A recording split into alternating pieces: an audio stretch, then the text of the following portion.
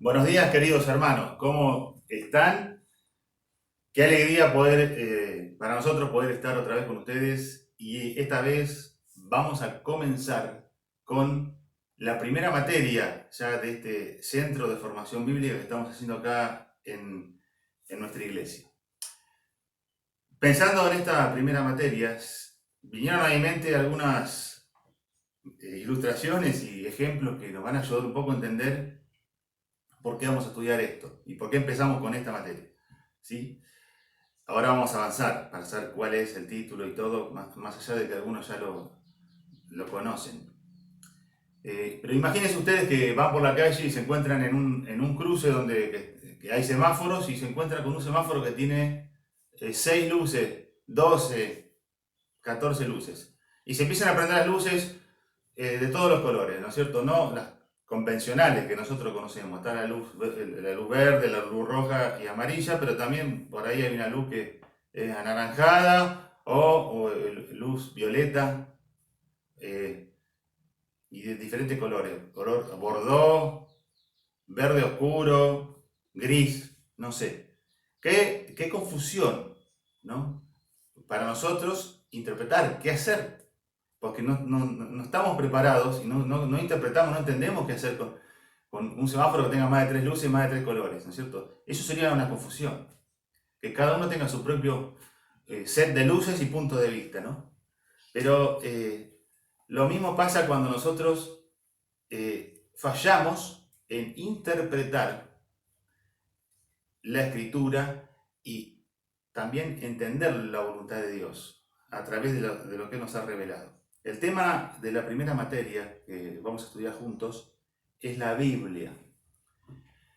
En la teología, cuando decimos estudiar la Biblia o la materia Biblia, también se dice bibliología, porque vamos a hacer referencia al estudio de todo lo que dice la Escritura de sí misma, y vamos a ver evidencias y vamos a ver argumentos a favor de la Biblia, y también vamos a ver qué acusaciones y qué puntos tiene en su contra por parte de las personas que no creen, ¿eh? Y vamos a objetar todas esas cosas a través de esta clase, si Dios lo permite. Ahora, yo me acuerdo cuando iba a un taller mecánico con mi auto anterior, ¿no es cierto?, que vivíamos siendo mecánico. Yo conocía básicamente todos los mecánicos, pero el taller de electricidad era el terror. Cuando me tocaba algo eléctrico yo temblaba, no solamente por lo que había o lo que hay que pagar, ¿no?, sino también porque no te atendían nunca. Vos estabas ahí esperando y no te atendían nunca. Había varias personas adelante, había una fila, y las personas ahí que tenían que atenderte se demoraban, y yo perdía medio día ahí, ¿no es cierto?, dando vueltas. Pero en una de esas idas me encontré con un cartel que estaba puesto ahí, que yo no lo había visto anteriormente, y ese cartel decía: si está apurado, corra. Si está apurado, corra. Y era como una burla para incentivarnos a la paciencia, ¿no es cierto? Como diciéndonos, gente, usted está apurado, bueno, todos estamos apurados. Haga la fila, espere ser atendido, después vamos a ver cómo arreglamos su auto, etcétera, ¿no es cierto? Y me llamó mucha atención porque te decía, bueno, dejá de lado el apuro, acá venís a esperar. ¿Quién te corre, ¿no es cierto? Y creo que nosotros también tenemos que tener en cuenta a la hora de empezar a estudiar así la Biblia y los temas que van a venir en los meses que siguen, si Dios lo permite, es no tener apuro, ¿sí? No sé, yo no estoy apurado por viajar a través de esto velozmente, de manera superficial, tocando puntos básicos, ¿sí? Más allá de que esto es doctrina básica, por supuesto, eso no significa que vamos a ir volando, dejando de lado preguntas e inquietudes que siempre se presentan cuando particularmente hablamos de la Biblia, ¿sí? Como dije antes, vamos a contestar algunas objeciones que se levantan contra la Escritura, ¿no es cierto?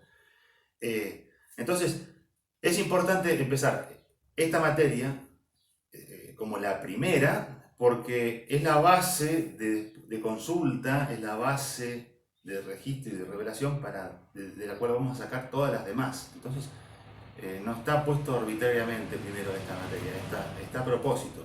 Está puesta así para que nosotros, a partir de esta materia, podamos, como una meta personal, profundizar nuestra convicción de que la Biblia es la palabra de Dios, inspirada, y se puede confiar en ella más que en nuestras emociones, podemos confiar en ella más que en nuestros valores, nuestra cultura y nuestras opiniones. Una vez que logremos eso, que valoremos la palabra de Dios, que tengamos ese concepto de la Biblia, podremos avanzar en los demás temas, ¿sí? Queremos a través de este curso que afirmes tu fe en la realidad que la Biblia es la palabra de Dios, es el libro de Dios. Y por tanto la única materia y la única norma de fe y conducta, la única norma de fe y conducta para vos y para mí como cristianos. La Escritura es la única norma de fe y conducta para vos y yo como cristianos. Si nosotros tenemos dudas en cuanto a eso, si nosotros ignoramos eso, y no tenemos certidumbre en cuanto a eso, no vamos a tener una norma de fe y conducta. Es así de sencillo y así de problemático, ¿sí? Entonces, avanzando un poco con esto, quizá nos encontramos con algunos términos que están ahí dando vueltas cuando nos acercamos a la Biblia y vamos a ir despejándolos a medida que pasan estos minutos. ¿Por qué le llamamos Biblia a este libro? ¿Desde cuándo le llamamos Biblia? ¿Sí? Bueno, el asunto o la palabra Biblia, o sea, según su origen, su etimología o su origen lingüístico, la palabra Biblia quiere decir libros, en plural, ¿sí? O cualquier clase de documento escrito, así se decía originalmente en griego, ¿no es cierto? Cuando decimos documento escrito, estamos refiriendo no a un libro, como los conocemos tal cual los conocemos hoy, impresos, sino a un rollo o un papiro, que era ese material perecible hecho en Egipto inicialmente, y que después fue reproducido y utilizado para registrar la escritura de ese tiempo, ¿sí? Se le llamaba Biblia o biblos a esas cosas, a esos documentos escritos. A partir de allí fue creciendo tradicionalmente entre los cristianos el concepto de colección de libros o los libros, pero el cristianismo le puso el singular, de manera tradicional. Eso pasó mucho después. Ahora, Biblos era una ciudad que se encontraba en la antigua Fenicia. Esa ciudad producía mucho papiro, que era el material de escritura, donde se escribía. Entonces, los griegos le pusieron ese nombre a esa ciudad, que tenía un puerto y que desarrollaba esa actividad comercial. Entonces, era un lenguaje, un término conocido. Pasó el tiempo, pasaron los siglos, y el cristianismo le fue asignando a esta colección de libros, como lo es la Biblia, el nombre singular, y quedó conformado el término Biblia que nosotros usamos hoy. No es que se inventó una iglesia o un líder o alguien, sino que el cuerpo de Cristo, la gente, empezó a hablar en esos términos. Así se conformó la palabra Biblia en un periodo de tiempo. Ahora, otro de los términos que utilizamos para referirnos a la Biblia, y que está en la misma palabra de Dios, es el término escritura. ¿Por qué le decimos escritura? ¿Sí? Nosotros le decimos la escritura a la Biblia. O sea, escritura o las escrituras en plural, o también compuesto con el término de sagradas escrituras. Usted va a encontrar eso cuando lee la Biblia, que hablando de sí misma, hace referencia a sí misma hablando en esos términos. Sobre todo, son términos que usaron los escritores del Nuevo Testamento, para referirse al Antiguo Testamento. Es decir, usted va a encontrar el término escritura en el Nuevo Testamento haciendo referencia al Antiguo Testamento. O sea, en el Nuevo Testamento hay 51 veces aparece, o 51 referencias a alguna parte de la Biblia usando la palabra escritura. Usted va a encontrar esas referencias ahí en el Nuevo Testamento. Déjeme mencionarle un versículo, está en 2 Timoteo 3:15, por ejemplo, que es algún versículo donde vamos a recurrir más adelante también, pero lo leemos ahora también. Dice 2 Timoteo 3:15, que hablando Pablo a Timoteo, y que desde la niñez has sabido las sagradas escrituras. ¿Bien? Las sagradas escrituras. Y en el 16, de 2 Timoteo, ahí nomás, dice toda la escritura. Bien, entonces el mismo autor, el mismo escritor de acá en 2 Timoteo dice sagradas escrituras, haciendo referencia al Antiguo Testamento, y en el versículo 16 emplea el término la sagrada escritura, o toda la escritura, en una expresión que está hablando en singular, y se refiere a un pasaje del Antiguo Testamento, y cuando dice las sagradas escrituras está haciendo referencia a todo el Antiguo Testamento. En 2 Pedro 3:16 también se usa la palabra escritura, y Pedro, en 2 Pedro 3:16, está hablando de las escrituras y está haciendo referencia a escritos de Pablo. Esto es muy curioso, 2 Pedro 3:16.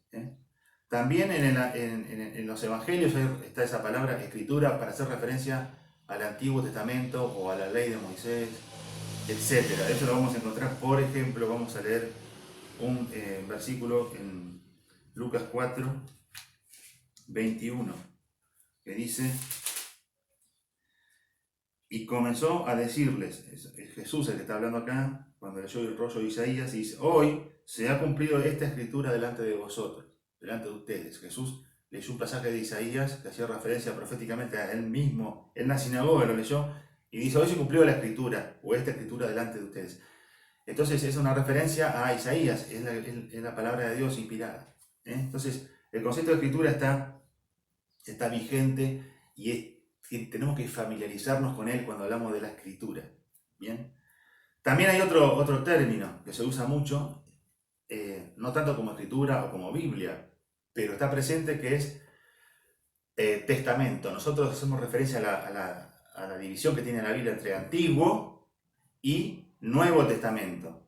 ¿Sí? Ahora, no confundamos una cuestión. El lenguaje actual, ¿no es cierto?, que usamos nosotros hoy, o en el lenguaje corriente, moderno, el testamento es la última voluntad de una persona cuando ésta dispone de sus bienes para el momento de su muerte. Como que deja una herencia, te deja todo declarado delante de escribano, en un acta, etc. Ahora, no es el sentido que la palabra testamento tiene acá en la Biblia. No es ese el sentido de un legado, una herencia, un documento legal de sucesión, ni nada de esto. El significado que tiene en la Biblia la palabra testamento es el de un convenio, el de un pacto. ¿Sí? Atención a esa palabra, el de un pacto.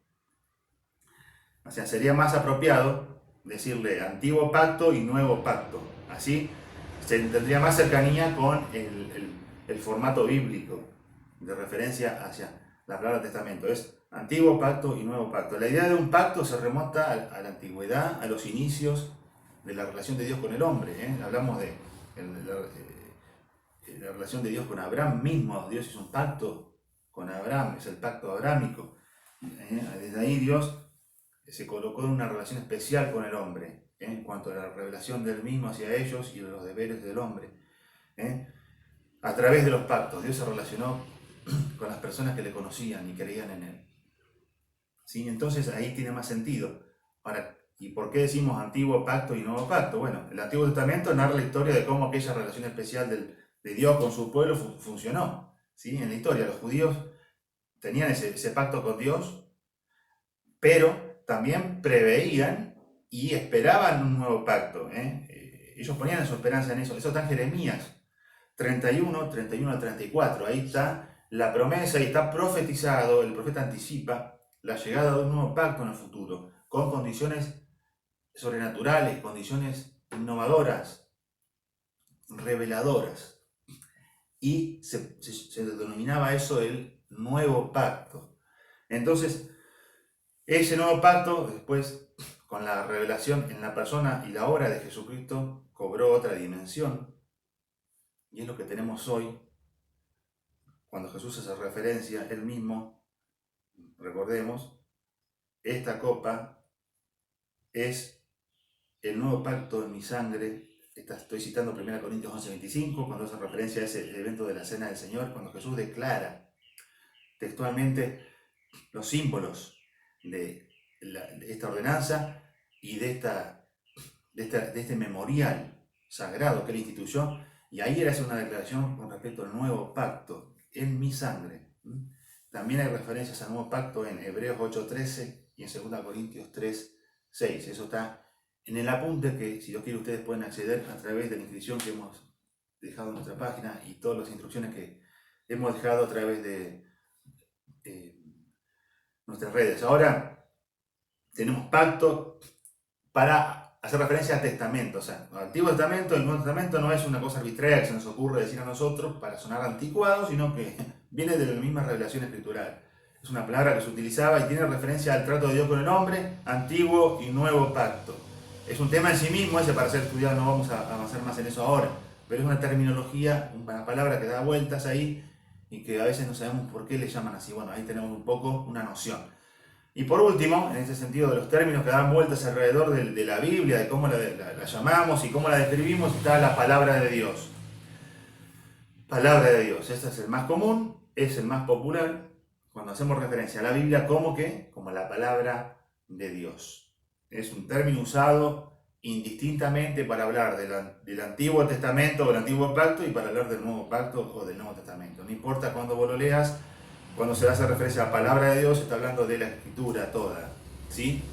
Por ejemplo, si lo encontramos en Juan 10:35, un concepto que refuerza lo que acabo de decir, y también en Hebreos 4:12, cuando describe la palabra de Dios.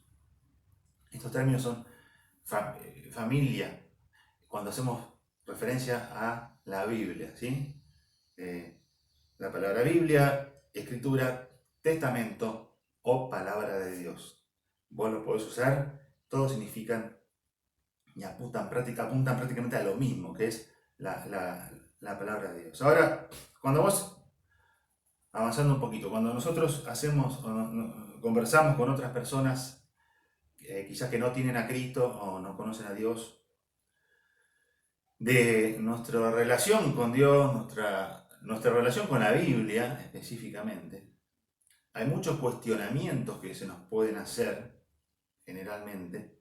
Entre ellos, algunos de los más populares voy a mencionar, ¿sí? Quizás no son todos, pero la gente pregunta, tiene dudas acerca de qué es la Biblia o qué es lo que nosotros creemos de la Biblia, qué decimos que es. Por ejemplo, las personas dicen, bueno, a veces se admira nuestro conocimiento de la Biblia, sin tener en cuenta que hay que creer en ella o sin obedecer lo que dice la palabra de Dios, pero hay una admiración a veces y yo digo, bueno, yo entiendo tu amor por la palabra de Dios, pero realmente tengo mis dudas de que eso sea la verdad absoluta para este mundo. Otra duda es, ¿cómo sabes que la Biblia está originada en la mente de Dios o en la palabra de Dios y la escribieron hombres falibles? ¿Cómo sabes eso? ¿Cómo estás seguro? ¿Y por qué decís que la Biblia es un libro que se destaca? Otra pregunta que te hacen es ¿por qué crees que la Biblia es un libro que se destaca por sobre otros libros? Que tiene más... o sea, ¿qué la hace singular? ¿Qué tiene de especial la Biblia? Entonces, todas esas preguntas, todos esos cuestionamientos, esas dudas, en general, las podemos responder o las podemos catalogar y van a quedar debajo de tres términos principales, tres conceptos principales que nos ayudan a estudiar la Biblia, tres palabras doctrinales, tres palabras de la teología, pero que son muy familiares y no te van a costar entender. La primera de ellas es la palabra revelación. Revelación. Cuando decimos revelación hablamos de lo que uno antiguamente hacíamos con los rollos fotográficos, ¿no es cierto? Los llevamos al revelado. Se podía ver qué había dentro mediante un proceso químico y de impresión que, bueno, nos permitía ver y se revelaba. Ese es el concepto de revelación. La Biblia es un libro que contiene revelación y la Biblia en sí misma es revelación. Ya vamos a ahondar un poco en ese concepto. Ese es uno de los temas que responde un poco a estos cuestionamientos, o un argumento por lo menos que trata de responderlo. Revelación. El otro es inspiración. Inspiración. Y ahí ya estamos hablando de otra cosa. No, entendamos que tenemos que distanciarnos un poco de lo que hoy se cree que es estar inspirado. Inspirado no es que yo me levanto una mañana y soy un compositor de música y estoy con todas las pilas y hago una canción nueva, me pongo a componer ahí. O que me levanto inspirado y me pongo a cortar el pasto y hago todas las cosas de la tarea de la casa en 2 días, lo que no había hecho hace 2 meses. Entonces me levanté con ganas, hoy estoy inspirado. Hoy estoy inspirado, voy a ir a jugar al fútbol y voy a hacer 3 goles. No es eso. Cuando hablamos de la Biblia, inspiración no es eso. Eso es algo humano. Cuando hablamos de inspiración en la Biblia, estamos hablando de una actividad sobrenatural de parte de Dios que guió a los escritores de la Biblia en la selección de las palabras usadas y protegió de error lo que ellos escribían, y la inspiración asegura que ellos al escribir comunicaban todo lo que Dios quería comunicar en ese momento y lo que necesitábamos saber. Y la inspiración también responde un poco a estos cuestionamientos. Nosotros decimos, sí, la escribieron hombres a la Biblia, pero fue la inspiración lo que la protegió de que lo que se escribe acá, o se escribió acá, estaba libre de error y es lo que Dios comunicaba. Obviamente, inspiración es un capítulo aparte de lo que vamos a ver juntos, si Dios quiere, en el futuro en estas clases. Así que dejémonos ahí un minutito. Y después la otra palabra es iluminación.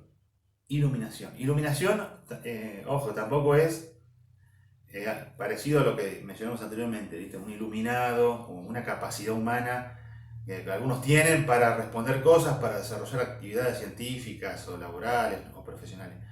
Un iluminado, no es eso. En la Biblia, cuando hablamos de iluminación, hablamos de un esclarecimiento mental a través del Espíritu Santo que nos da para entender la Biblia. Justamente la gran barrera, el gran obstáculo que tienen el hombre natural, las personas que no tienen a Cristo, a la hora de aproximarse a la Biblia, es ese, que no entenderla, por no tener los medios para hacerlo, ¿sí? Porque la iluminación es obra de Dios en el cristiano, es obra de Dios a través del Espíritu Santo.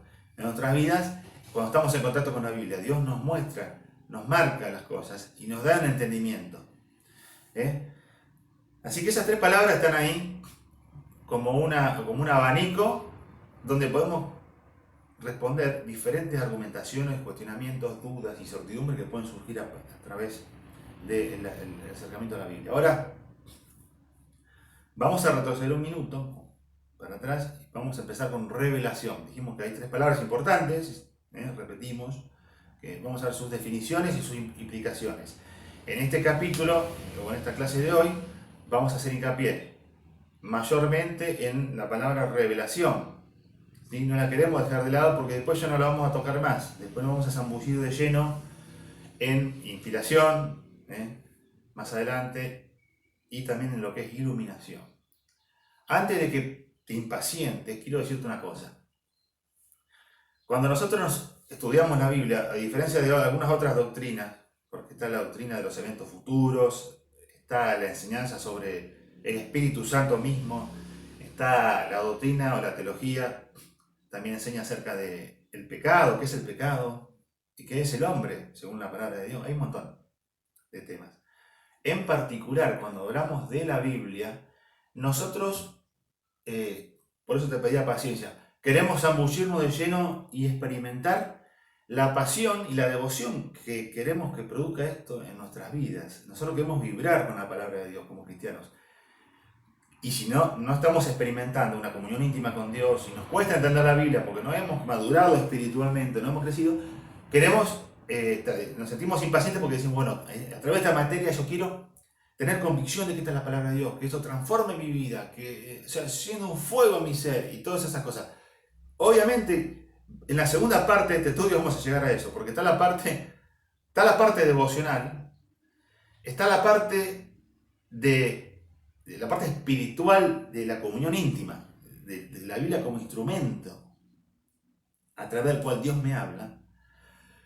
Pero en este segmento que estamos hoy hablando y en los próximos dos probablemente, nosotros tenemos que hacer algo con la Biblia que es la parte de argumentación, la parte de donde defendemos a la Biblia como documento escrito.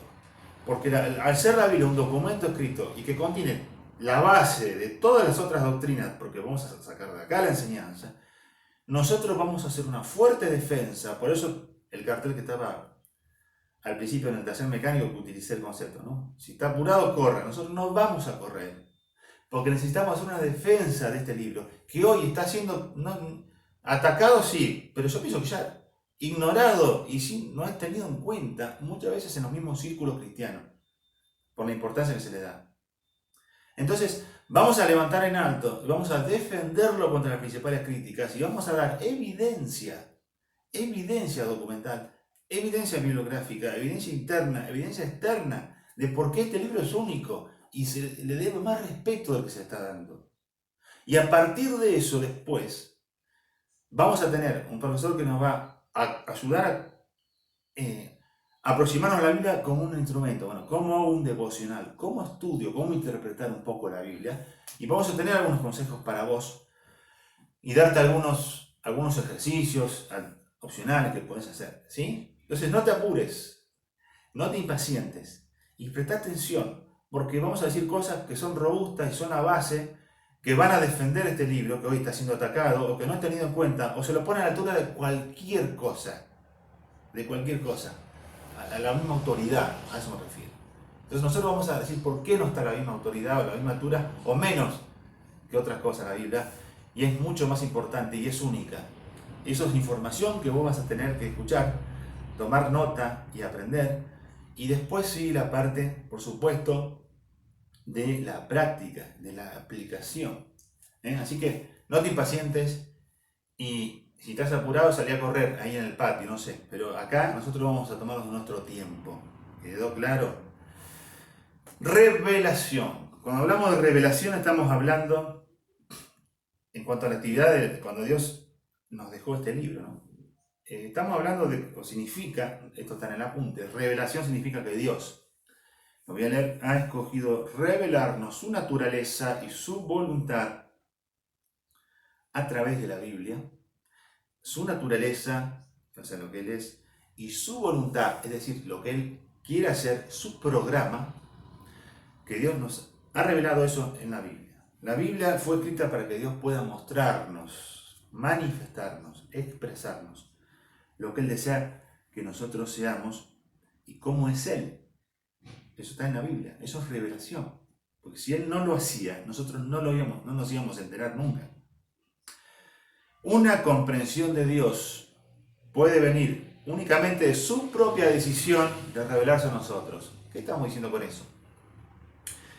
Que revelación significa que Dios por su propia iniciativa y su amorosa voluntad y su operación, Él lo hace, Él toma la iniciativa, Él comunicó a los escritores humanos la Biblia para que esto la registraran sus verdades en estos documentos que después conformaron este libro que es la Biblia.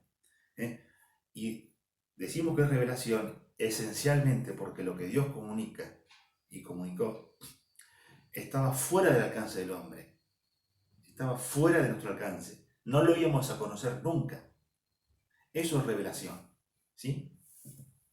Ahora, el objetivo y el propósito de revelar que Dios tiene es comunicarnos quién es Él, su ser, cómo es Él, sus obras y su programa, su plan, su voluntad.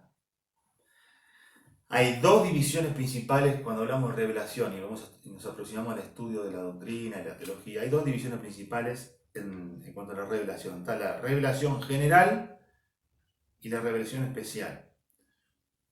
Lo voy a mencionar porque no sería bueno hacer una ensalada. Entonces la dividimos y la mencionamos. Vamos a dar unos ejemplos bíblicos cortos en cuanto a la revelación. Es importante hacer hincapié en esto de la revelación, porque la Biblia, cuando hablamos en la Biblia de revelación, estamos hablando de que Dios reveló verdades que antes estaban desconocidas por el hombre, y estas quedaron escritas. Entonces existe revelación cuando estudiamos la Biblia. Tenemos que saber que hay cosas reveladas, que fueron reveladas por Dios mismo. ¿Qué es la revelación general? Cuando hablamos de revelación general, estamos hablando de otro nombre que tiene la revelación general, es la revelación natural. En general, porque comprende todo lo que Dios ha revelado en el mundo que nos rodea. Podemos hacer referencia a la creación. En general, porque abarca a todas las personas. Todas las personas tienen acceso a lo que Dios ha revelado en general. Y por la variedad de medios que utilizó, decimos que en general, porque Dios utilizó para comunicar su mensaje muchos medios en general.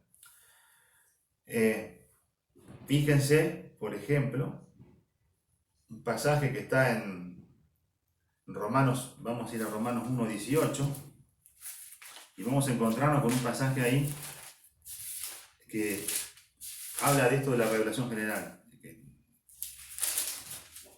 Permítame ir leyéndolo. Dice Romanos 1:8. Déjenme chequear la cita. Vamos a 1:18. Perfecto. Vamos a ir leyendo. Dice porque la ira de Dios se revela desde el cielo contra toda la impiedad e injusticia de los hombres. La ira de Dios se revela desde el cielo contra toda la injusticia e impiedad de los hombres que con injusticia restringen la verdad. Porque lo que se conoce acerca de Dios es evidente dentro de ellos. Eso en general, la revelación general, la conciencia humana. Pues Dios lo hizo evidente. Porque desde la creación del mundo, ahí tenemos la creación, sus atributos invisibles, su eterno poder y su divinidad o su deidad se han visto con toda claridad, siendo entendidos por medio de lo creado. Acá está diciendo este pasaje tremendo. Esto es revelación general. Dios diciendo, yo me revelé al hombre desde el principio, a través de su propia conciencia, a través del mundo creado, a través de la creación misma. Y el hombre tiene un problema con esto, porque el hombre exige evidencia, mostrarme evidencia de esto, del otro. Y acá Dios está diciendo, el problema no es la evidencia. El problema es espiritual, que es diferente. Porque no quiere la verdad, o la restringe, o la echa a sus espaldas. No es la evidencia el problema, no es la falta de evidencia o la presencia, es la falta de voluntad de parte del hombre, es un problema espiritual. No quiero y no me interesa, o no me gusta. ¿Sí? Dice, aunque conocían a Dios, o sea, sabían que había una mano inteligente detrás, sabían que había un diseño, sabían que había un ser. No le dieron gracias, se hicieron vanos, etc. Eso dice Romano hablando de la creación. Pero también en Salmo 19:1, permítame leerlo, dice algo parecido. Los cielos cuentan la gloria de Dios, lo conocemos ese pasaje, quizás muchos de ustedes.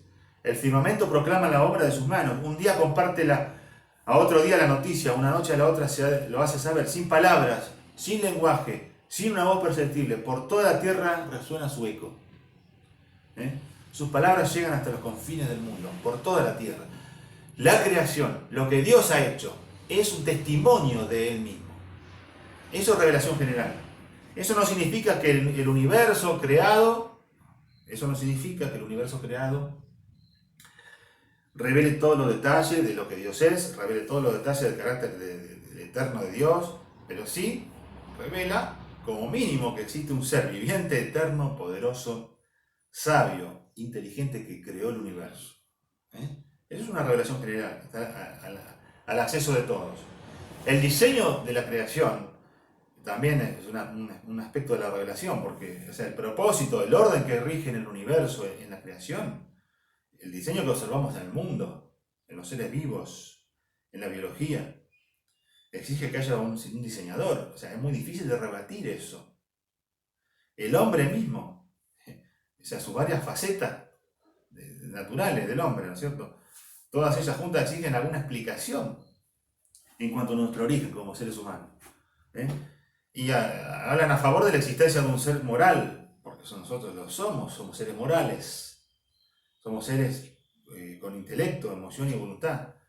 Exige que haya un ser moral, inteligente, que lo haya creado. Entonces, hay cuestiones de revelación general presentes en el mundo que Dios ha dejado como testimonio de sí mismo, las cuales pueden ser ignoradas y pueden ser rechazadas por la mente humana. Dijimos que revelación general, también hay revelación especial. ¿Cuál es la revelación especial entonces? Y ahí nos acercamos más a nuestro tema, de vuelta. La revelación especial, en contraste con la general, es más particular, porque ya no es para todas las personas y se reduce a algunos y a medios definidos, y no para todos al mismo tiempo. ¿Se entiende? En la Biblia encontramos un montón de ejemplos de revelación especial. ¿Tá? Inclusive, los voy a ir mencionando a medida que voy leyendo acá. No vamos a describirlos todos, porque son muchos, solamente un par. Pero para que tengan eso, está todo desarrollado también en la parte de las notas escritas. Una de las formas que Dios se revelaba, está en Proverbios 16:13, es la suerte. O sea, hoy en día nosotros huiríamos de ese concepto, ¿no es cierto? Pero no se estimaría muy favorable y regirse por la suerte. Pero sí sirvió algunas veces para comunicar el pensamiento de Dios al hombre. Fíjense, lo misterioso de esto está en Proverbios 16:13 y tenemos Hechos 1, 21 al 26, donde habla de esto. Era un proceso especial, ¿sí? No era cualquier cosa, no era, o sea, no estamos hablando de azar o de algo tan vulgar o común como lo conocemos hoy, pero había una forma de revelarse a Dios de parte de eso. Después estaba Urim y Tumim, esto eran de parte del pectoral del sumo sacerdote, había unas piedras ahí a través de las cuales Dios se revelaba. Los pasajes, Éxodo 28, número 27, varios pasajes del Nuevo Testamento. Dios se reveló a través de sueños. Dios usó los sueños para revelarse, revelar mensajes, revelar su programa a diferentes personas. Génesis capítulo 20, 31, bueno, está José también presente ahí. Son una experiencia común los sueños y fueron usados por Dios en forma especial para revelar la verdad. ¿Sí? Y ojo con esto, ¿no? No vamos a decir que cualquier cosa que uno sueña es un mensaje de Dios, y menos hoy, porque tenemos algunas restricciones que están respaldadas por la Biblia. Los milagros, Dios comunicaba mensajes a través de sus milagros. Jesús en Juan 2 convirtió el agua en vino, y dice la Biblia, Juan 2:11, que reveló su gloria, una forma de revelar su gloria, manifestó su carácter, que era Dios, a través de eso. Los discípulos ahí se convencieron y creyeron que Él era el Mesías, y le empezaron a seguir como discípulos oficialmente. Por comunicación directa, Hechos 22, 17 al 21, Dios se comunicaba directamente, con voz audible. Traslaciones especiales, 2 Corintios 12, Pablo habla de esto. Otra de las formas de comunicación o revelación especial está a través de las visiones. Isaías, Ezequiel, los profetas, tenemos ese ejemplo, las visiones, lo que se veía o lo que se escuchaba también. Apariciones de Cristo antes de su nacimiento, es decir, teofanía, la segunda persona de la Trinidad. Esto está en el Antiguo Testamento, Génesis 16, el ángel de Jehová. Los ángeles comunicaban de forma especial, revelación por parte de Dios. Los profetas tenían comunicación y revelación especial por parte de Dios, y lo hicieron en el Antiguo Testamento sobre todo. ¿Se acuerdan? Por ejemplo, Samuel 23, 1 Samuel, 2 Samuel 23, Zacarías 1:1. Y también en el Nuevo Testamento hay menciones de profetas. Ellos hablaban con autoridad porque comunicaban la palabra del Señor. No a veces, no siempre pronosticando el futuro, sino un mensaje específico de parte de Dios, que era desconocido hasta ese momento. Los eventos, Dios usaba eventos y situaciones específicas para revelar su mensaje. Pero tenemos por último dos vías de revelación especial que se destacan por sobre todo lo demás. Una es Jesucristo mismo. Permítanme leer Hebreos, ya terminando en esta mañana, en este día, Hebreos capítulo 1. Vamos a buscar ahí y quiero mencionar ahí un concepto. Hebreos 1 dice 1:1. Dios, habiendo hablado muchas veces y de muchas maneras en otro tiempo a los padres por los profetas, en estos postreros días nos ha hablado por el Hijo, a quien constituyó heredero de todo y por quien asimismo hizo el universo. Dios, dice, en estos postreros tiempos nos ha hablado por el Hijo, y lo contrasta con que nos habló muchas veces por profetas y por en otro tiempo a nuestros padres y otros medios. Dice, hoy nos ha hablado en el Hijo. Y acá está siendo claro el escritor, porque está hablando de que Jesucristo fue la revelación especial, como estamos hablando ahora, pero una revelación exhaustiva de parte de Dios, total, final, es decir, que no había más nada allá de Jesucristo para comprender de Dios, estaba todo ahí, no había más, era pleno. Juan 1:14 dice que Jesús explicó al Padre, o sea, Él lo reveló, la palabra ahí es exégesis, Él lo explica. Jesús, encontramos la explicación de quién es Dios. Juan 1:14 revela la naturaleza de Dios. Juan 14:9 muéstranos al Padre. Ese es el diálogo ahí que encontramos, ¿no es cierto? ¿Se acuerdan? Dios revela el poder, Jesús reveló el poder de Dios, reveló la gloria de Dios, la vida de Dios. Primera de Juan 1:1-13, la vida de Dios, la vida eterna, es la revelación de Dios, Jesucristo. Revelación exhaustiva, revelación final, revelación total. Y la Biblia, por último, sirve como la vía de revelación más inclusiva de todas las avenidas de revelación especial. Si le juntáramos todas las que mencioné anteriormente, incluye a todas, porque ella contiene en forma permanente muchos aspectos de las otras vías de revelación especial. O sea, aunque Dios indudablemente dio otras visiones, otros sueños, otros mensajes proféticos que no fueron incluidos en la Biblia. No sabemos ninguno de esos detalles, de esos. Pero todo lo que conocemos de la vida de Cristo y todo lo que Dios quería comunicarnos, todo lo que vos y yo necesitamos saber, aparece en la Biblia. Aparece en la Biblia. Obviamente, y por supuesto, no todo lo que Cristo hizo o dijo se relata en las Escrituras. Juan 21:25 dice, el evangelista dice que si se anotaran todas las cosas que Jesús enseñó e hizo, no alcanzarían los libros en el mundo. Exagerando, lo dice, pero está dando a entender un concepto. No está todo, eso es lo que está diciendo. Y eso no está mal, no es que nos faltan cosas, está todo lo que necesitamos, está toda la revelación que necesitamos en la palabra de Dios. La Biblia no simplemente es un archivo de las revelaciones especiales de Dios, ella también contiene, o sea, ella misma es la verdad revelada en sí misma, ¿se entiende? No es un libro de consulta. Así que la Biblia, resumiendo esta parte, es un registro no solamente de lo que Dios ha revelado, sino que también es precisa, es progresiva, porque lo dice lo que leímos en Hebreos 1:1, y tiene un propósito en especial, no es porque sí. El propósito está en 2 Timoteo 3:15, vamos a volver ahí un minutito, que dice que la Escritura es inspirada por Dios, versículo 16 de 2 Timoteo 3, y útil para enseñar, para reprender o redarguir, para corregir y para instruir en la justicia.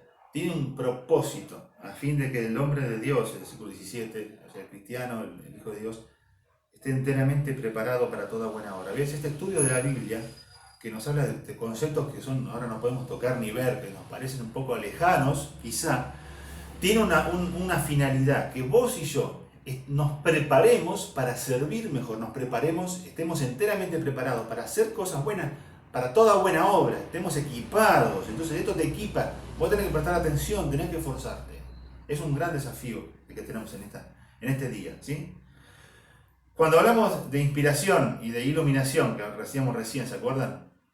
Para cerrar ya, es para descartar Decir inspiración es para descartar que lo que yo leo no son ideas de hombres acá.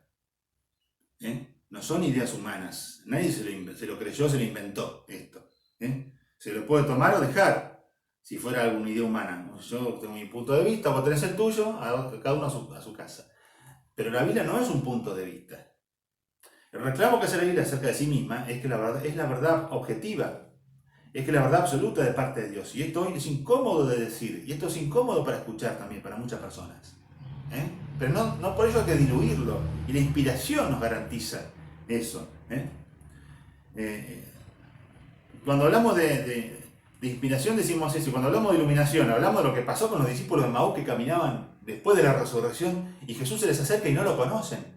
No lo ven porque estaban con la mente en otro lado. Y Jesús dice que les abrió la mente para que comprendiesen las escrituras. Eso está en Lucas 24:45. Les abrió el entendimiento. Iluminación es ese esclarecimiento. Ahora, estas tres palabras, revelación, inspiración, iluminación, trabajan juntas para que vos y yo comprendamos la palabra de Dios. Y trabajaron juntas, ¿sí? La inspiración no se debe confundir con iluminación. Y tampoco confundir revelación con inspiración. Dejemos eso por un lado, lo dejamos para la semana que viene. Ya vamos a arrancar explicando eso y nos vamos a meter de lleno en algunas informaciones que están fuera de la Biblia, pero fuentes externas a la Biblia y algunas evidencias internas que respaldan fuertemente la calidad de este documento que tenemos en la mano. La calidad no solamente de ser singular, única, sino también la calidad bibliográfica, su integridad. La Biblia resiste los análisis, resiste el archivo, y lo vamos a demostrar en la clase que viene si Dios quiere. Así que gracias por estar con nosotros, gracias por seguirnos, gracias por tu paciencia. Vamos a ir de a poco, nadie nos corre. Te desafío a inscribirte en nuestro grupo que tenemos a través de nuestra página web para recibir más notificaciones de parte nuestra, para que podamos enviar algunas notas, algunas ideas de ejercicios para hacer y interactuar en nuestra plataforma. Gracias por estar con nosotros y bendiciones para ustedes.